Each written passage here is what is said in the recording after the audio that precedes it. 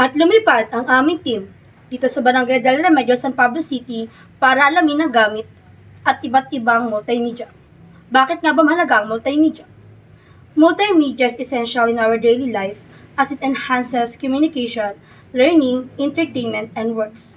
By combining text, images, audio, video, and animation, it makes information clearer and more engaging.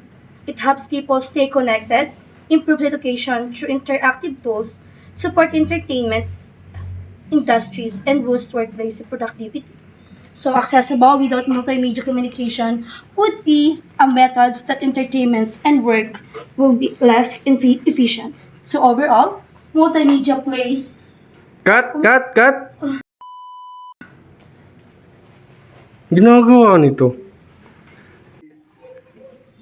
Boss! Boss! Bossing! Kamusta ang buhay-buhay? Parang nga nito, boss. Uy, si Archie lang pala. Ginagawa mo dyan? Nag-i-scroll lang sa TikTok, boss! Ngayon nasa TikTok tayo, magbahagi ka ng konektado yan sa multimedia.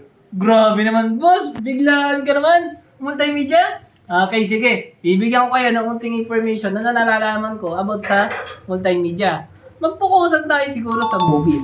Itong movies na to, pinaghalong-halong kung ano-anong graphics. Nandito yung music, nandito yung audios, and nandito yung mga magagandang effects na pinagsama-sama. Sa pamamagitan na ito, yung mga filmmaker nakakagawa sila ng sobrang gagandang movie na nakaka-entertainment sa atin araw-araw. Oh, si Amora ba yun? Oh, nandito naman pala yung tropa nating matalino na si Amora eh. Tara, lapitan natin. Sure ako meron to sa ating may share na unti nakakaalaman about sa multimedia. Amora, anong ginagawa mo? Ito, naglalaro lang. Gusto mo ba ng kaalaman tungkol sa multimedia? Oo, sana. Baka meron ka sana ma-share sa tropa natin. Ang multimedia ay ginagamit sa mga movies, video games, saka music production para gumawa ng magagandang visual. Kasama na rito ang mga CGI effects sa mga palabas at interactive features sa mga laro. Oo. Ganun pala yun? Ay, natalo ko. Kasalanan mo to. Magpatugtog na nga lang ako ng paboritong artist. Parang kilala ko tong Hot artist shot, na to ah. running in my non-stop vertigo. Trail plot, whiskey in the tea. Uy, Sam! Ano ba ginagawa mo dyan? Tumayo ka nga dyan! Ano ba yun? Men, ito kasi nagbibideo kami ngayon. Para sa Meron inyo? ka bang unting alam about sa multimedia? Ay, meron ako i-share sa inyo. Oh, sige, pressure mo naman sa amin. Ang isang example ng multimedia is education. Mas nagiging mas engaging and effective yung learning ng students pag ginagamitan ng multimedia. Kasi nagko-combine siya ng text, audio, image, and video na mas nagiging maintindihan ng mga students ang tinuturo ng kanilang mga prof. Tol, maraming salamat ha sa mga shinare mo sa amin ngayon. Pinatutunan kami. JD, ano na? Sige, babalik na ako dito. JD! Sige, saan ka? Ganito ako ngayon sa school. Nandito rin pala yung sa nating tropang laging maingay eh. Ano bang ginagawa mo? Gusto ko yung boyfriend ko. Nip na yan. Mamaya na yan. Patay mo na muna yan. Ano ba kasi May yun? tatanungin ako sa'yo eh. Okay. Ito mas importante pa yan dito.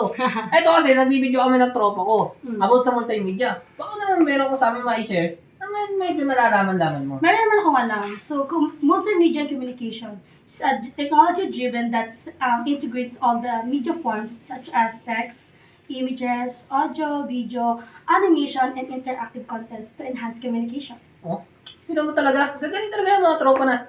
Ay, tingnan mo naman. Nandito pa rin din pala yung gwapo nating classmate eh. Na si Abril. Abril, anong ginagawa mo? Aba, ang galing ah. Animate. Abril, meron ka ba sa aming may share na tropa ko dito na hindi kaalaman about sa multimedia? Yes, and it's about animation. So, multimedia systems play a crucial role in animation by integrating various forms of media such as videos, text, images, audio, and interactive elements to create dynamic and engaging content. Oh, ba, ang galing ah. Pati pala animation kasama rin. Ngayon, nagwa-wonder lang ako. Akin na nga to. Kanina ka pa video ng video eh. Kanina ka pa nangungulit. O ikaw naman, Jimuela. Ano bang nalalaman mo sa Oh, multimedia? ito. Kunwari, tingnan mo tong TikTok. Oh. may videos, may sound.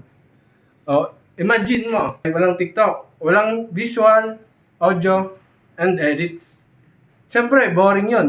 Paano na yung entertainment natin? So dahil nga sa multimedia, naging mas entertainment yung panonood natin. So yun lang.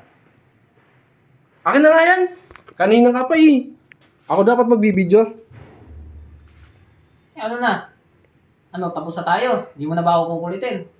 Oh, yun na rin naman lahat ng nalalaman natin na pwede nating malaman sa multimedia. At ngayon, baka pwedeng huwag mo na ako kulitin at babalik na ako sa panonood ko ng TikTok.